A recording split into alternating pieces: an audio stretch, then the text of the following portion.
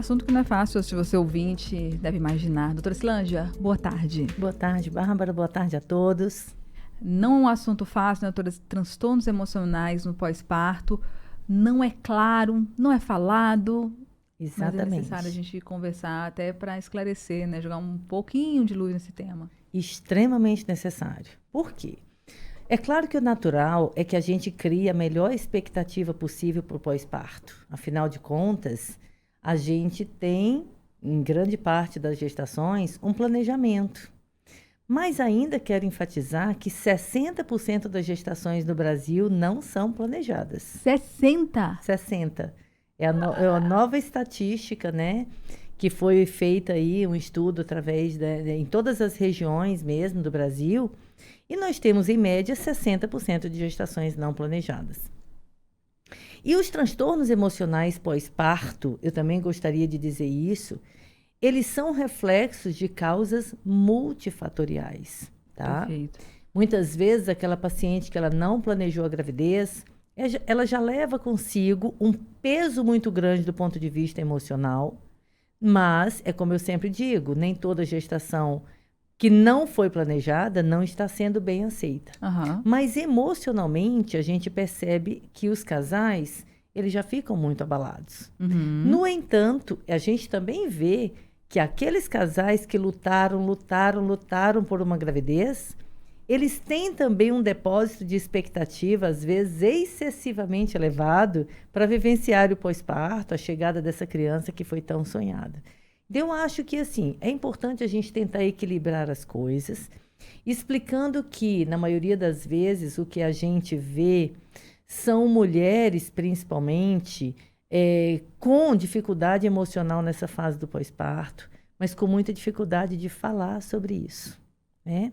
A gente ainda tem uma sociedade que não compreende bem como é que a chegada daquela criança, que deveria trazer felicidade plena para aquela família, trouxe, do contrário, né, esses transtornos emocionais. E não é a criança que traz, isso é importante a gente dizer isso, né? Mas a gente tem causas multifatoriais. E os estudos têm mostrado cada vez mais que uma das causas mais importantes é a adaptação inadequada à nova realidade hormonal. Olha que interessante. Na gravidez, a gente tem uma quantidade enorme de hormônios produzidos, inclusive pela placenta. E no pós-parto, a gente tem um impacto, uma queda muito significativa desses hormônios. Isso já deixa grande parte das mulheres muito lábeis emocionalmente. Choro fácil, um medo, uma angústia. É uma oscilação emocional muito grande, né, Bárbara? Assim, olho para o meu filho, doutora Silândia, eu sinto uma alegria, uma conquista enorme. Foi um sonho meu. Ao mesmo tempo, inexplicadamente, eu sinto uma tristeza, algo que eu não sei explicar. Um aperto dentro do peito, mas que eu não consigo falar sobre isso com ninguém. Por quê? Porque ainda temos uma sociedade que, de certa forma, quer impor uma faixa de mulher mais feliz do mundo quando a gente está com um bebê no braço. E a gente sabe que o pós-parto ele não é simples em vários aspectos. A gente tem uma mudança física, de novo, muito intensa. Uhum. A gente tem as dificuldades com a amamentação, que não são poucas. A gente tem as noites mal dormidas, que abalam muito todo mundo. E a gente tem essa grande mudança hormonal que justifica, em grande parte, também esses transtornos emocionais. E numa sociedade cada vez mais, que a mulher é mais cobrada, sair, ter sucesso, tem esse baque na carreira da mulher que é absurdo, né? Exatamente. É uma mudança enorme. Vida profissional, vida social, vida sexual dela, né? Ela está ali em função daquela criança. E muitas vezes as pessoas, elas desprezam esses sentimentos. As pessoas falam assim, não, deixa que isso aí faz parte do pós-parto. Não. Essas mulheres devem sim ser avaliadas, ser rastreadas. As queixas delas devem ser escutadas, valorizadas e tratadas quando necessário. Nós temos vários tipos de transtornos emocionais pós-parto. Isso eu queria saber, essas graduações. O mais conhecido por todo mundo é a depressão pós-parto. Mas a depressão pós-parto, ela acontece em torno de 30 a 40 dias pós-parto, e é exatamente o objetivo de nós fazermos revisão de parto com 40 dias. Olha. Então, um dos objetivos da revisão de parto é a abordagem do aspecto emocional daquele casal, daquela família, naquele momento. Mas antes disso, nós temos o blues ou tristeza pós-parto, que é muito mais frequente. Em torno de uma semana pós-parto, a literatura coloca que 50% a 70% das mulheres têm essa tristeza, que é transitória na maioria das vezes, mas que elas apresentam exatamente esse quadro de insegurança, choro, medo, uma tristeza inexplicada, uma vontade de se esconder das pessoas, né? Porque elas têm, inclusive, muito medo de falar sobre os sentimentos.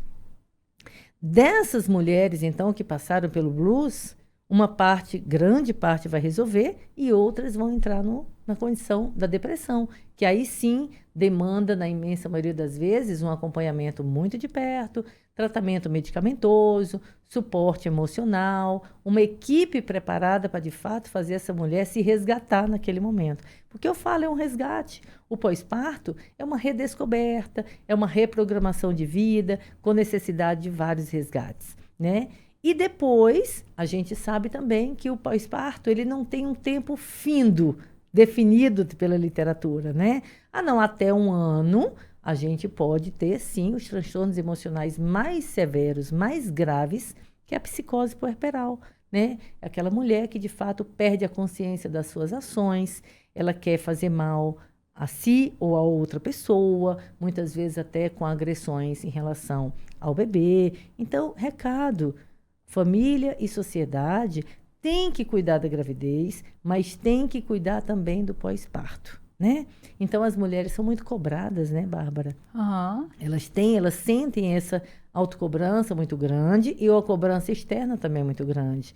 Então, atenção com o comportamento emocional. Se um familiar percebe que aquela mulher mudou o seu comportamento emocional e ela está muito chorosa, ela não expressa alegria naquele momento, é bom gerar uma atenção e busque um cuidador de saúde, converse com essa mulher, oferte uma ajuda, isso é fundamental. Legal, porque é o que você falou, né? Às vezes a própria mulher não reconhece, não quer reconhecer, não quer entender. Sim. E vai guardando isso. Sim, porque é um mix de sentimentos, né? Ela tem uma alegria, mas ao mesmo tempo uma dificuldade de vivenciar determinados sentimentos. Então, para ela, naquele momento, as coisas não são claras. Olha. Ela fica confusa também. Então, muitas vezes passa desapercebido até que um profissional de saúde busque essa informação. Me conte como é que você está. Olha, eu vou te contar um exemplo. Eu tenho uma paciente super querida e às vezes quando elas voltam no pós-parto, eu faço questão de buscá-las na recepção. Para quê? Para eu perceber como é que é o comportamento extraconsultório, né? E nesse dia especificamente, essa paciente estava com o bebê na recepção e super feliz, dizendo, né, que para as meninas da recepção, que ela estava muito feliz com o neném, que o bebê dela era lindo, e era mesmo, né, e tal. Quando ela entrou no consultório, ela encontrou o espaço dela. E ela, sem nem eu perguntar, ela desabou chorando. E ela me perguntou, doutora Cilândia, me responde, é isso que é ser mãe? Eu não durmo, eu não tenho tempo para mim, eu não tomo um banho sossegada, eu não como na hora certa, meu bebê chora e eu fico desesperada, eu saio na rua e eu estou fedendo a leite, essa foi a expressão que ela utilizou, né? Era o sentimento dela naquele momento, que tem que ser respeitado, obviamente. E ela me disse, me diga o que é ser mãe, porque aquele amor que todo mundo me prometeu que eu ia sentir quando eu colocasse meu bebê no braço, eu estou esperando por ele. Aquele amor incondicional, onde está? E ela chorava dizendo isso. E foi quando eu aprendi a dizer que a gente precisa entender que amor não se constrói, amor não nasce, amor se constrói.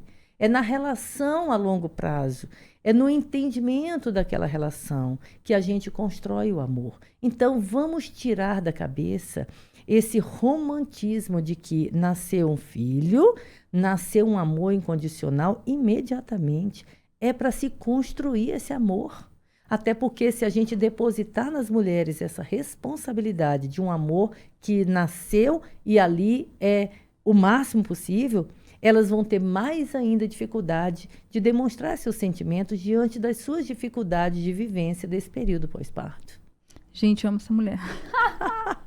Impressionante, que importante, que necessário para todos nós, né? Sempre quem é mãe, para quem é gestante e para toda a sociedade acolher, ficar de olho nessa mulher, assim, todo mundo, não é só marido, não é só avó, não é o avô, é o pai, é o tio, é o colega de trabalho, todo mundo ficar de olho, porque como a doutora Cena disse, né, não tem um fim para isso, não tem data, não é nada estipulado assim, e não é nada às vezes tão claro. A gente precisa estar de olho nessas sutilezas aí, nesses comportamentos. Com certeza. Muito obrigada, doutora Sandra de Amaral, mais uma vez, pela sua participação aqui no Mesa para Dois. Um abraço.